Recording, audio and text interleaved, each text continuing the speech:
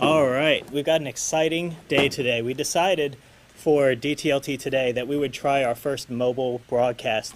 And so I am not by myself, Andy's over here, but Jim is actually across campus in the Monroe building. That's a new building, not a new building, but a newly renovated building that's going online this fall at University of Mary Washington. We got a tour of it this morning by Jeff McClurkin. And we were really excited about some of the new learning spaces that they're doing over there. And so we decided, could we do a mobile broadcast? Could we use the same type of Justin TV stuff to do something mobile, which we've done before with DS106 TV here. And so we figured, let's do it. So my hope is that I can give Jim the signal and that we should be able to pull him in over here. Let me see if I can do this. So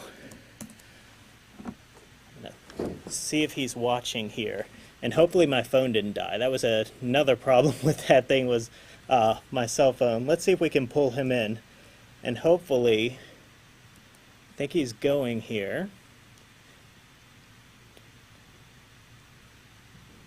Let's see. All right, this is Jim Groom, and I am live All right, we with can hear him DTLT today, and we are in the new upgraded Monroe. There's the bust of the man himself, one of the most inconsequential presidents of the new republic, or at least interesting. And Monroe is actually a pretty cool building. It's the first of UMW's campus, the first building. And one of the big issues surrounding Monroe when it was being redone was to save these murals. This is an early look at what hoes and gangsters looked at like in the colonial period. As you can see, a hoe and a gangster. And this is actually interesting because these murals were going to be taken away, but they fought for them, so they saved. They just didn't touch them. They didn't really preserve them. But they saved. But Monroe looks a million times better than it did 2 years ago, the last time I was in this building. I work with most of the departments in this building. There's American Studies, History. I don't work with political science. There's Sociology, Anthropology, and Geography. So actually Timmy will be working with most of the departments in this building. But as you can see, there are still workers in here, still work being done. These are some of our pre-packaged students. We're going to let them out August 29th when the course starts. They're in pods right now, kind of like invaders and body snatchers. And when it's ready, they'll come out.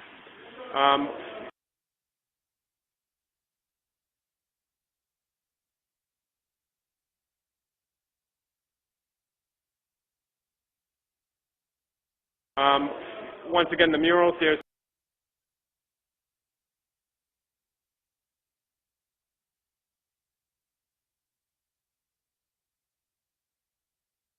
Jefferson, my boy.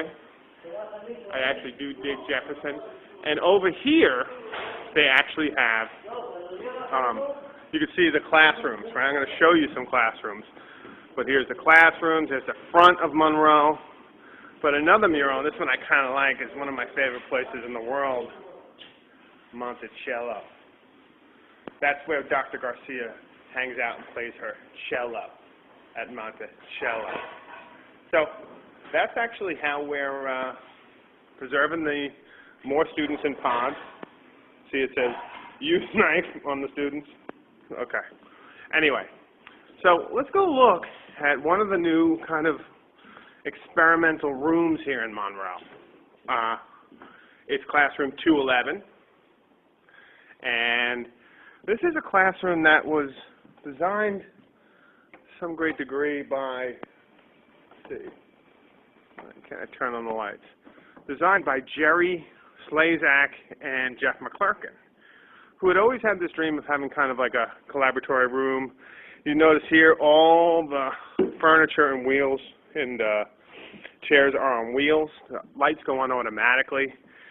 And we have these kind of monitors here.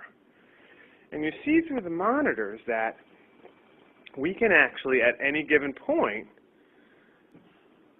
get people online. There's a Crestron, as you see, they're still working on it. But look at that. You can get the VGA right in there to get the speakers.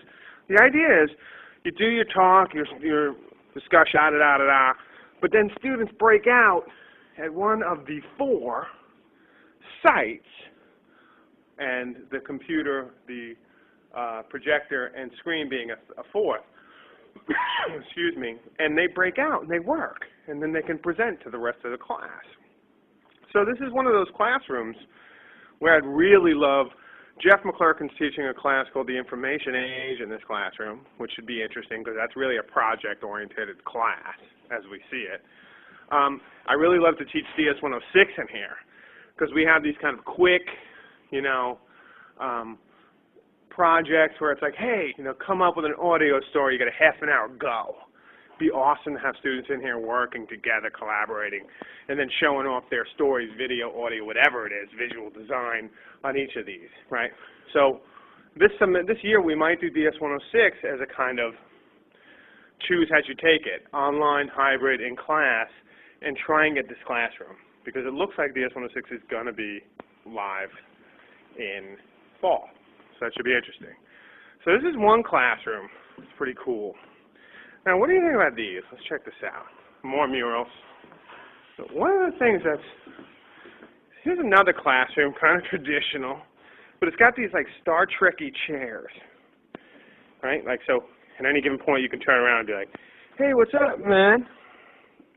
Check out this," and they move around. Now, they still look like traditional desks, understood, and these are supposed to be for lefties and righties. That's why they switch around. But I don't know.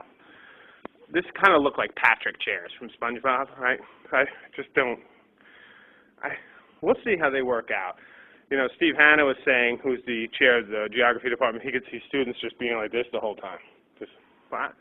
I would much rather teach in that other classroom or this classroom. But one of the things about Mary Washington we forget is Mary Washington is pimped in terms of like technology in the classroom, like the screens, the projectors. Just about every classroom has one. When I was teaching at CUNY, it was like impossible to get a classroom with a projector. Here, it's like everyone, and they still consider themselves poor. When I first came here, I was like, this is like the richest school I know. Okay, look at this. I met someone in the hallway. That's right. What's up, JoJo? What can you tell me about this building? I showed them 211. I showed them those like Patrick-like chairs from SpongeBob, these ones. Oh, of course. And what else? What am I missing?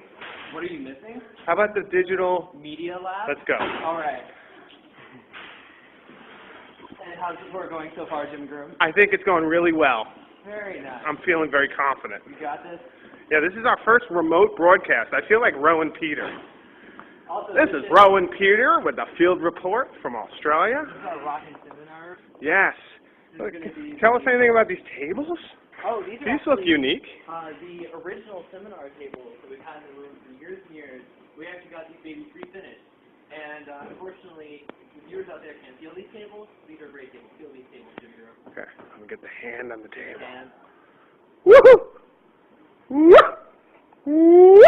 Okay, those are awesome. it's rocking, right? Yeah, they feel really good. We actually got a guy down in Fredericksburg to refinish these tables and make them look better than brand new. And this seminar room, what is it called? This is actually the Bill Crowley seminar. That's right, who was a historian for UMW who just retired. Yes.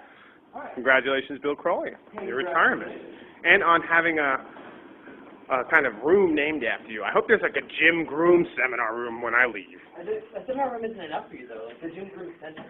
I don't have enough money for that. Now, this is the Digital Media Lab. It is very modest looking, but the amount of computing power and awesomeness stored in one room. Now, what's going to happen here? Visualize it for us, Joe. This is where we're going to be having students and faculty members who are working on digital history coming in here and really using technology to display information, to present it in new and very unique ways. We're actually going to be having a green screen back here for people to do interviews and work on oral history. We have all sorts of Adobe, Photoshop, and different programs like this for everyone to really play with. And it's going to be just absolutely awesome. We're going to have our first semester with it with Jeff McClurkin's digital history class. That's right. Well, actually, Information Age. Information Age, yes. Digital history is in fall. It's in the spring. Yeah. So what can you tell us about the history of desks? Because the most unique thing about this room is how different all the desks are. As Andy said, it's kind of like a museum of desks through the ages. Well, you know, we have, I'll be honest, these desks come from all different places, all different parts of campus and Mercer, and this actually came from another floor in Monroe and was an orphan table when I no longer wanted it. So we took it in and made it our own. The Digital Media Lab is all about making dreams come true. It's also DIY, right? Yeah. It's scavenge what you can. This is actually one of Jeff McClurkin's old carpets. See, look at that. I love that. And the best thing is, other than the computers, is all the neat stuff we have. Oh, yeah. This is like the utility belt of awesome stuff. And this is where students can come in, get cameras, audio recorders, video, etc. Of course. Awesome. Awesome! So, nice. It is quite awesome and beautiful and amazing. And Yeah. I can't wait to What's going to change this is when you start getting some stuff on the wall. Yeah, we're hoping to get... So again, you're just moving in. This is the first thing like it. Yeah, it's true. So we're hoping once we get some students in here, get faculty in here, it'll become more like home. You want to go on the second floor? Second floor, we can go. Let's go. Okay, we're going to the second floor, people. Oh, look at the time. All right. And there's my soda. Very nice. Good. Okay, we're on the second floor. I want to show you one of the new kind of lecture halls in this building.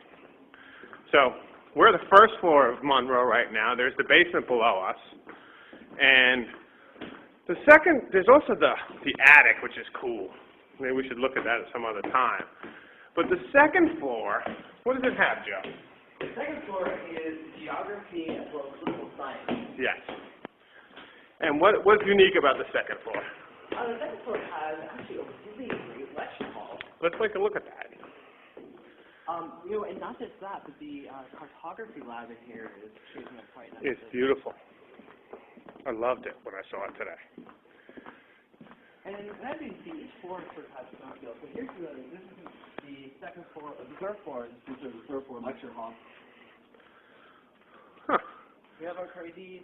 Working on all the tech. Yeah. But look at this room. Look at those windows.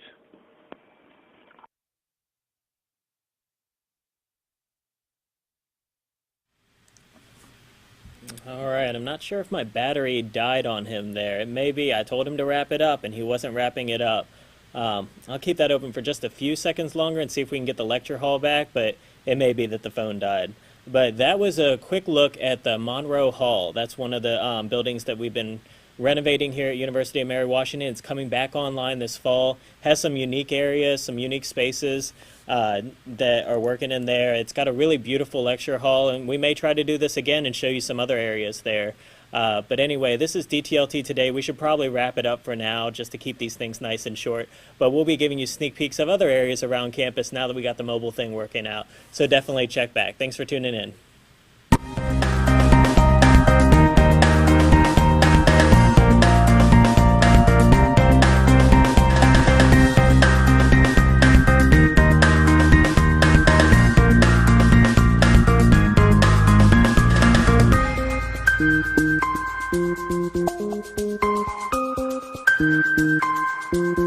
Thank you.